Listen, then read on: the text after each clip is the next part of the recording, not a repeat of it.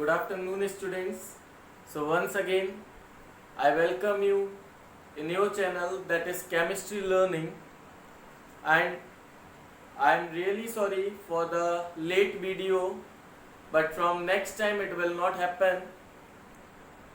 Daily I will upload one lecture at anyhow, but sorry, the problem that you have faced, many of you have called me, comment me, so like this now it will not happen.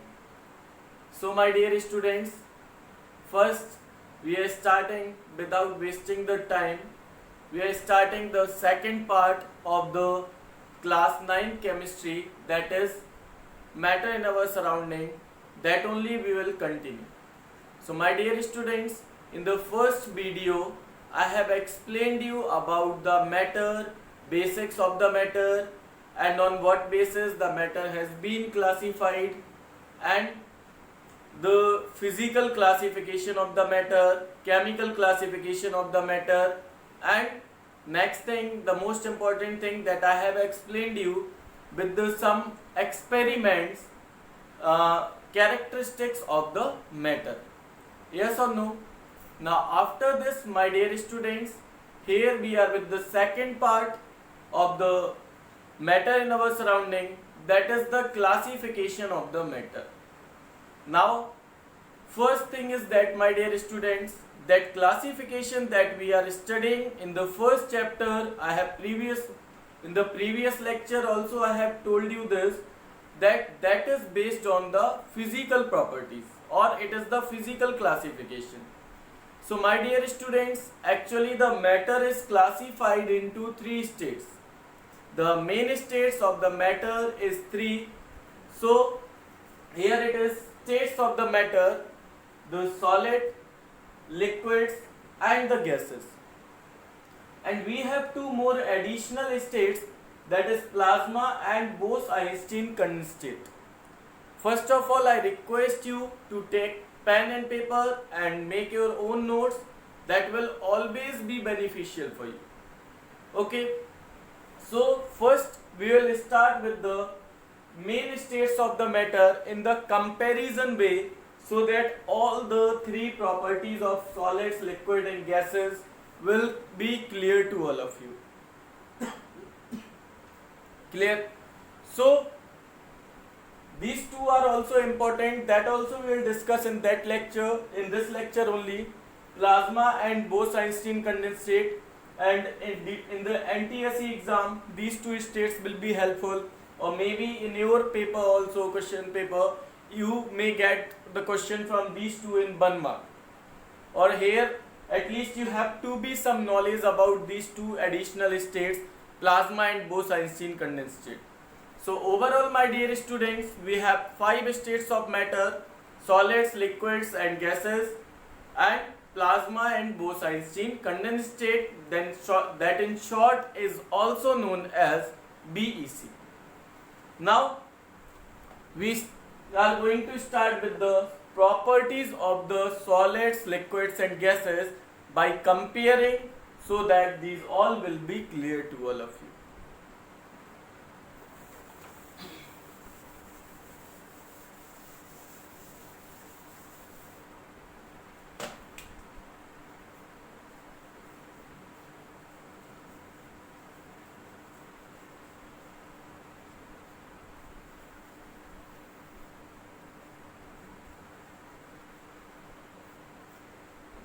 Properties of matter. Matter की अभी हम 3 states की properties ही देखेंगे, solid की, liquid की और gases की. तो सबसे पहले हम बात करेंगे packing of molecules. The first property is that packing of molecules. अब जो जितने भी मैटर हैं, मैटर किसके बने हैं? एटम्स के. एटम्स किसके बने हैं? पार्टिकल्स के. तो उनकी पैकिंग कैसी है?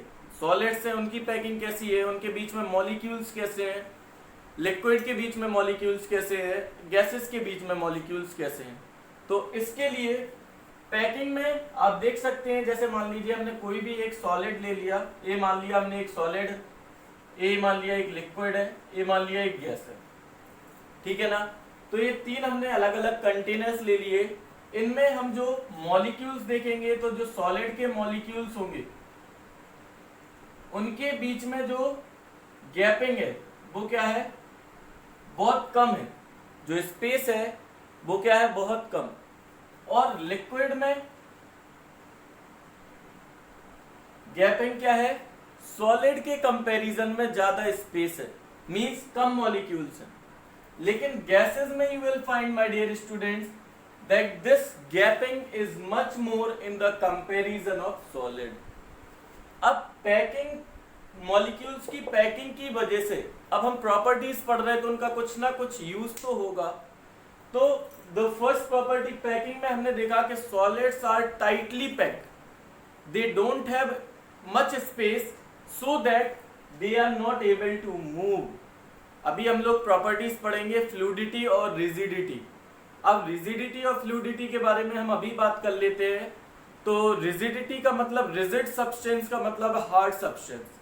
अब सॉलिड क्या है, हार्ड है। अब उसे हार्ड बनाता क्या है, उसकी पैकिंग, मॉलिक्यूल्स की पैकिंग उसे क्या हार्ड बना देती है, जिसकी वजह से वो क्या नहीं कर पाता, मूव नहीं कर पाता। अगर हम सॉलिड को क्या फ्लो करा सकते, नहीं करा सकते। But in the comparison of solid if we will take liquid and gas then automatically it will flow. Why it will flow? Because the packing between the molecules or the space between the molecules is not that much tightly packed, or we can say these are loosely packed. Clear? तो rigidity hard, fluidity that can flow. अब rigidity और fluidity की बात हमने क्यों करी, क्योंकि ये जो पैकिंग है मॉलिक्यूल्स की, इससे हमें पता लग गया कि कौन से रिजिड सब्सटेंस होंगे, कौन से फ्लूइड सब्सटेंस होंगे। Now the second property is inter particle space. You can write down, second property is inter particle space.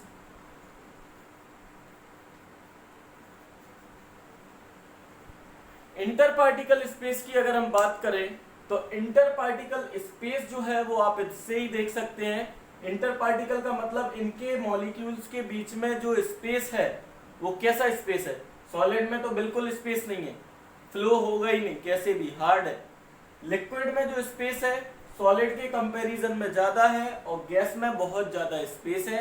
यही एक रीजन है कि सॉलिड को अगर हम किसी शेप में, किसी कंटेनर में फिल करेंगे तो वो कंटेनर का शेप नहीं लेता। You can make it the next property, these are not that much important but these all are property। अभी प्रॉपर्टी पढ़ेंगे हम कि सॉलिड्स जो हैं वो कभी भी कंटेनर का शेप नहीं लेते। why?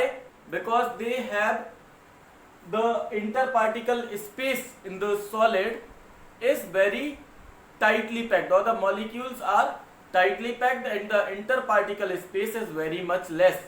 लेकिन अगर हम वही गैस और लिक्विड की बात करें, easily they will take the shape of the container। ठीक है ना। अब force of attraction, next property, third property is force of attraction. Force of attraction की अगर हम बात करें, अब अट्रैक्शन फोर्स होगा जिसको हम इंटर पार्टिकल फोर्स भी बोल सकते हैं। तो ये इंटर पार्टिकल फोर्स जो है एक किस में ज्यादा होगा, कैसे डिटरमाइन करेंगे। तो आप एक चीज याद रख लें, इंटर पार्टिकल फोर्स या इंटरमोलिकुलर फोर्स या force of attraction is always directly proportional to the number of molecules. Inter force of attraction जो होगा वो किसके, नंबर ऑफ मॉलिक्यूल्स के डायरेक्टली प्रोपोर्शनल होगा। अगर नंबर ऑफ मॉलिक्यूल्स ज्यादा होंगे तो फोर्स ऑफ अट्रैक्शन ज्यादा होगा, वो उसको टाइटली पैक रखेगा, जाने नहीं देगा, मॉलिक्यूल्स को दूर नहीं होने देगा। अगर नंबर ऑफ मॉलिक्यूल्स में जो स्पेस है वो थोड़ा ज्यादा है तो उनके बीच में फोर्स ऑफ अट्रैक्शन क्या होगा, कम होगा। Clear? The next property that is diffusion. Diffusion is one of the most important property और इससे कई बार क्वेश्चंस भी आते हैं, मोस्टली हर बार ही आते हैं। तो डिफ्यूजन का मतलब है mixing of the particles, particles की मिक्सिंग होना एक दूसरे में, दैट इज डिफ्यूजन। और in the simple way my dear students, you can define diffusion that the movement of the particles from higher concentration to lower concentration. पहले video में भी मैंने आपको डेफिनेशन बताई थी इसकी, लेकिन अब हम डिटेल में इसको डिस्कस करेंगे डिफ्यूजन होता क्या है। डिफ्यूजन के हम एग्जाम्पल लेंगे, क्वेश्चंस बहुत ज़्यादा आता है डिफ्यूजन से, तो डिफ्यूजन के एग्जाम्पल पहले तो हम बात करेंगे कि डिफ्यूजन की रेट किस में क्या ज़्यादा होती है, फिर आपको एग्जाम्पल से समझाएंगे। तो diffusion, you can write down the definition. Diffusion means mixing or movement of particles from higher concentration to lower concentration.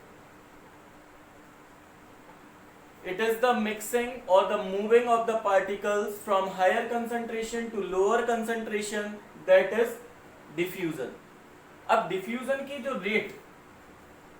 Rate आती है, किसमें ज़्यादा है किसमें कम है, तो diffusion गैसेस में सबसे ज़्यादा होती है, फिर लिक्विड में और सॉलिड में नेग्लिजिबल होती है, लेकिन हम उसको करा सकते हैं बाय अप्लाइंग एक्स्ट्रा थिंग्स और एक्स्ट्रा फोर्स और टेम्परेचर। दिस इज इंपॉर्टेंट, एक नंबर में पूछ सकते हैं एग्जांपल देके, कोई गैस दे दी, कोई लिक्विड दे दिया, कोई सॉलिड दे दी, तो उसको अरेंज करा सकते हैं इंक्रीजिंग ऑर्डर में या डिक्रीजिंग ऑर्डर में on the basis of the rate of diffusion. तो गैसेस में सबसे ज्यादा है, लिक्विड्स में कम है, सॉलिड्स में है ही नहीं या मतलब बहुत कम है, negligible we can say.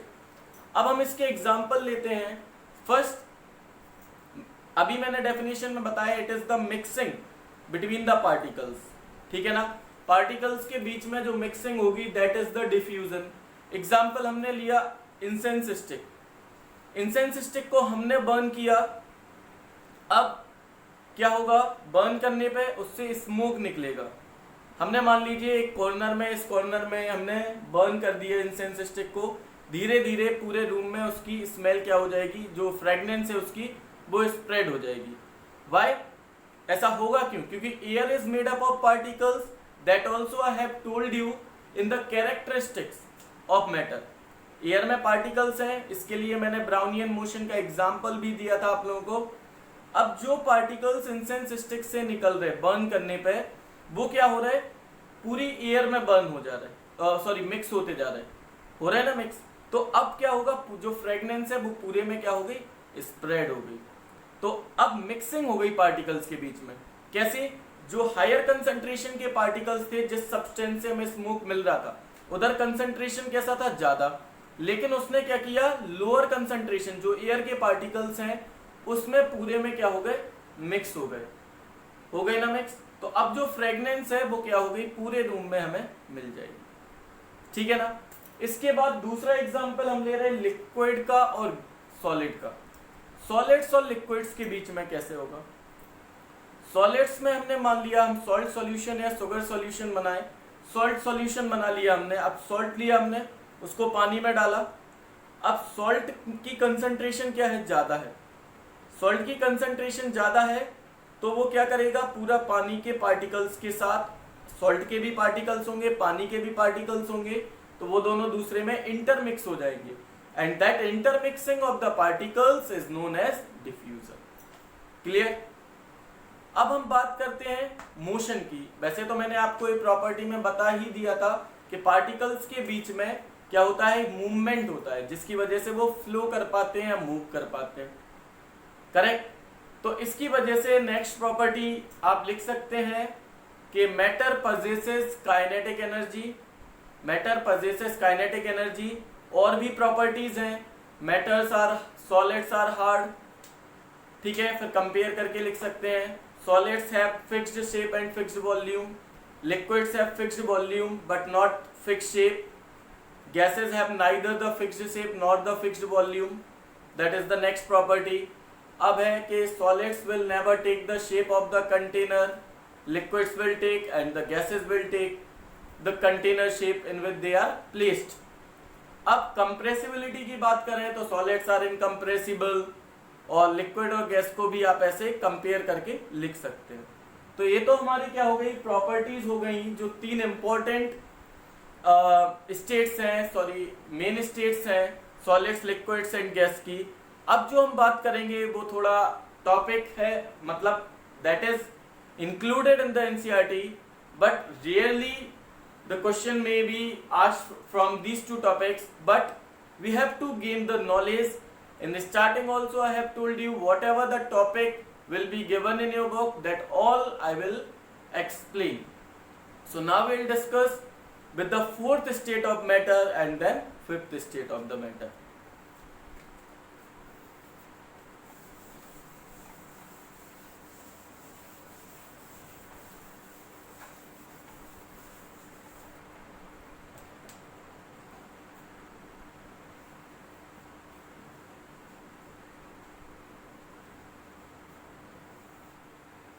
Plasma, plasma जो है fourth state, that is the fourth state of the matter. अब प्लाज्मा को हम बनाते कैसे हैं, तो प्लाज्मा के लिए हम करते कैसे हैं, आर्टिफिशियली भी होता है प्लाज्मा, हम यूज करते हैं प्लाज्मा को, और ये नेचुरली अकरिंग तो होता ही है।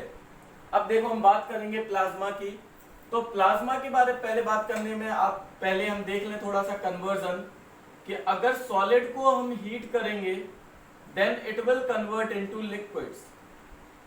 अगर solids को हम ने heat करा then it will convert into liquids, and on heating the liquids then it will convert into gases। ठीक है ना। अब आप लोगों को एक बात बिल्कुल याद रखनी है कि gases are the poor conductor of electricity at the ordinary conditions, as at the normal temperature। इस कंडीशन में जो गैसेस हैं वो क्या है, poor conductor of heat and electricity. ठीक है, इनमें कोई कंडक्शन नहीं होगा।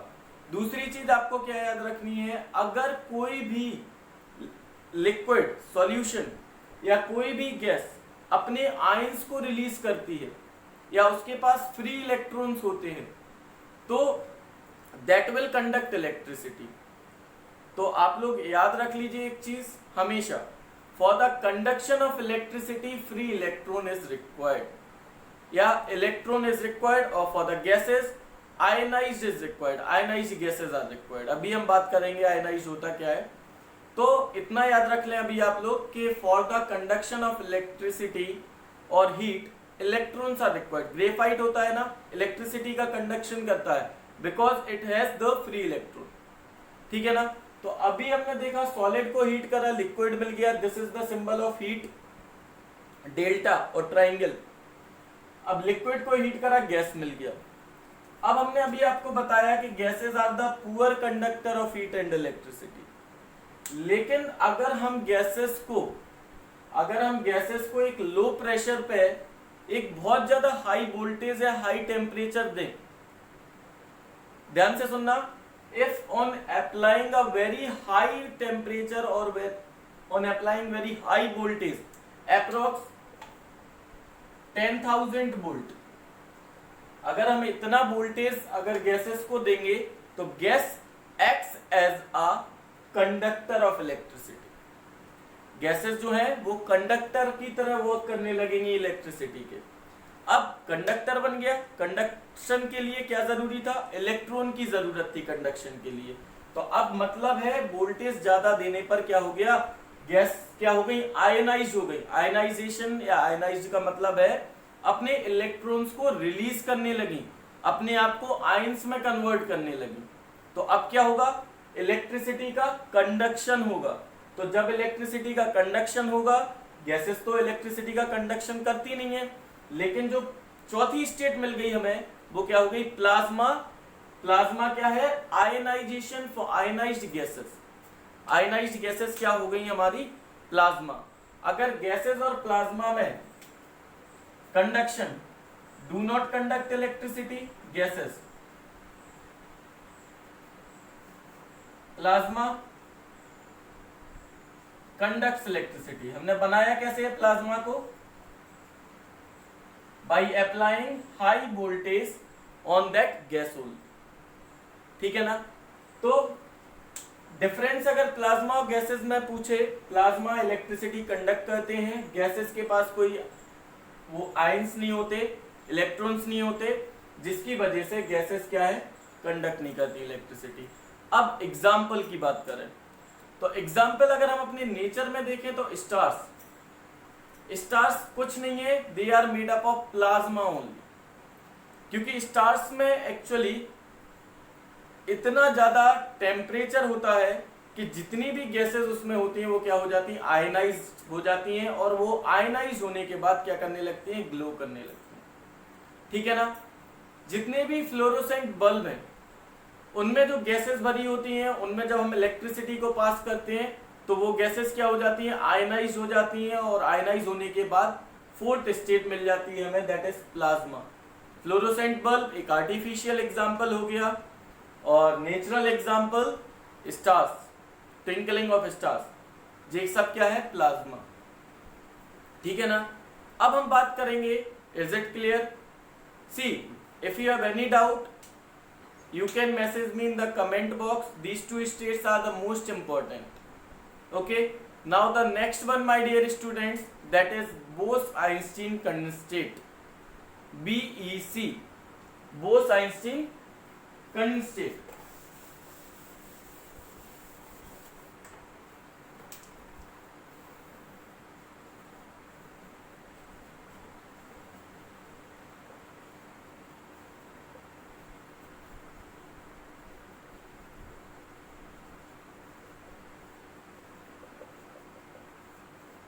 BEC, Bose-Einstein condensate.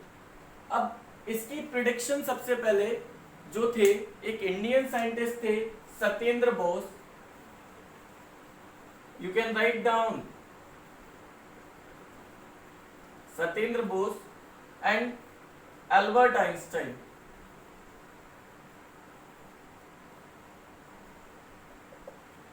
इन लोगों ने इन दोनों साइंटिस्ट ने 1920 में एक मैटर की फिफ्थ स्टेट को प्रिडिक्ट किया था, जिसका नाम सी। सो बीईसी में 3 साइंटिस्ट ने आगे वर्क करा। 1995 में 3 साइंटिस्ट आए, कॉर्नेल, कैट्रल एंड वीमैन। इसको आप CKW के नाम से याद रख सकते हैं। C for Cornell, K for Ketterle, W for Wieman. इन तीनों साइंटिस्ट ने 1995 में एक 5वीं स्टेट्स को एग्जिस्टेंस के बारे में बताया। इन्होंने बताया इस 5वीं स्टेट के मैटर की जो होती है फिफ्थ स्टेट ऑफ मैटर, तो ये फिफ्थ स्टेट ऑफ मैटर हम बना कैसे सकते हैं। तो जब हम गैस को, इसमें भी गैस को यूज करना है, it is just opposite to plasma. Plasma में हमने टेम्परेचर को रेज करा था तो देखा था कि वो क्या हो जाता था, आयनाइज हो रही थी गैसेस। ठीक है ना। अब उस गैस को अगर हम एब्सोल्यूट टेम्परेचर पे उसका टेम्परेचर बहुत लो कर देंगे, और low temperature means -273 degree Celsius या 0 केल्विन, जिसको हम एब्सोल्यूट टेम्परेचर बोलते हैं। अगर पूछा जाए what is absolute temperature, 0 kelvin. ठीक है। तो जब हम गैसेस को एब्सोल्यूट टेम्परेचर पर ट्रीट करते हैं, then we will get the fifth state of the matter, that is the Bose Einstein condensate. Clear? Now my dear students, I hope both the first and second part will be clear to all of you. If you have any doubt, again I am repeating, you can message me in the comment box what thing you are not getting. That will also help me to make more and more videos. If you will motivate me, then it's good, so that daily you will get a lecture. And last thing, sorry for the late video, but now from next time it will not happen. Okay, thank you, have a meaningful day.